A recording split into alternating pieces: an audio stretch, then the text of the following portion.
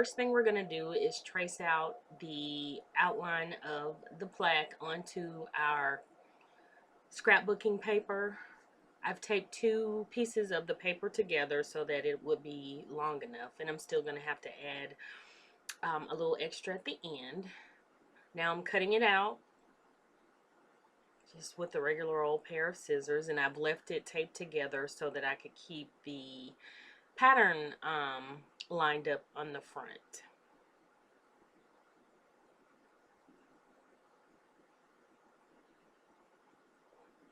Make sure you take your time when doing this.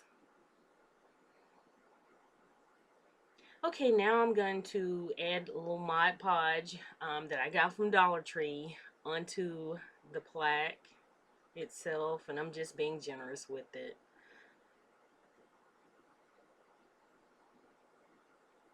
I'm going to take a foam brush and just, spread it out evenly.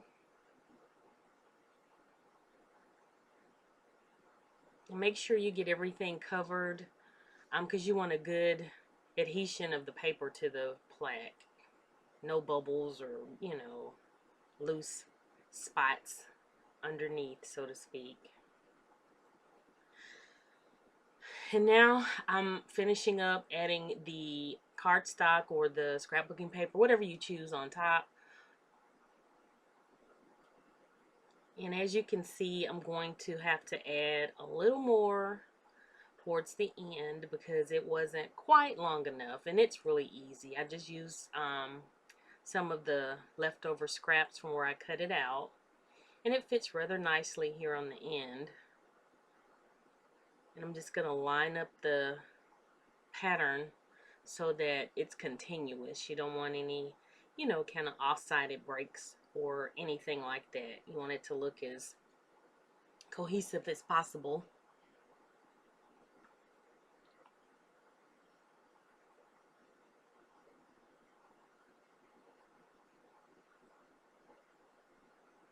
And then I'm just going to take those scissors and just trim off the excess. Just being careful.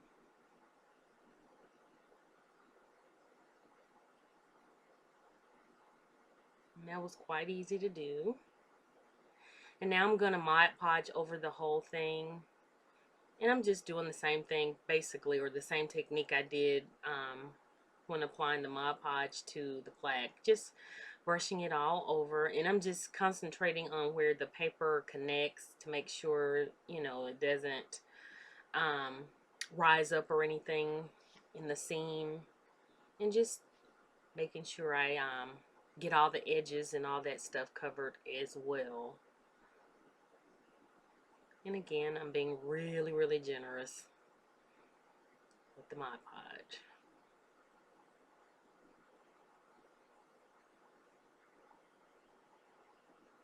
And I love that paper because it looks kind of vintagey by itself.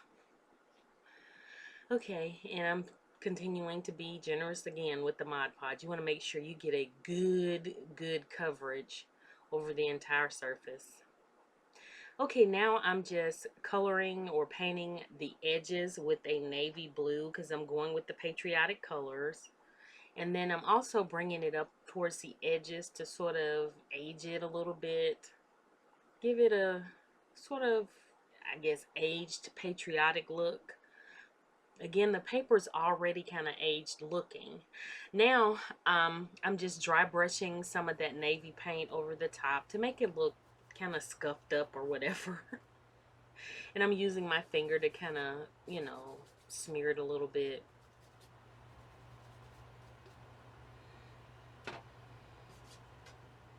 Looks nice. I like the way that turned out. Okay, now I'm gonna do sort of an antiquing top coat, and I just mixed some brown paint with a little bit of water. I thinned it out, and I'm trying to, I guess, not so much use a dry brush, but not use a whole lot of the mixture. I just want to age it a little to give it a little bit more of a darker effect, I guess.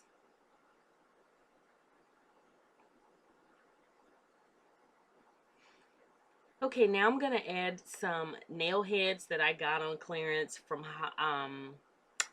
Hancock Fabric when they were going out of business, and I just added a little detail. I cut the shank off and I just glued it down with some E6000 on the points of the plaque just to give it a little decorative, effect, like I said. Now I'm going to add the drawer pulls as handles, and I'm just adding E6000 and lining it up in that curve of the plaque towards the end there, making sure it's all even. And then you're going to let that dry at least overnight to make sure you get a good nice grip to the plaque. And I'm just cleaning up a little extra ooze that came out with the paper towel there.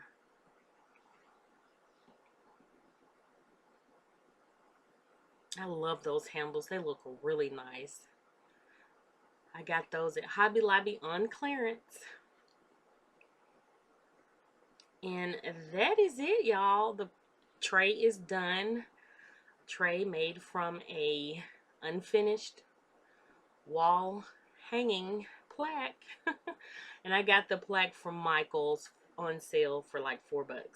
And here it is in my den on my coffee table, and I just added a vase with some roses. So yeah, thanks for watching.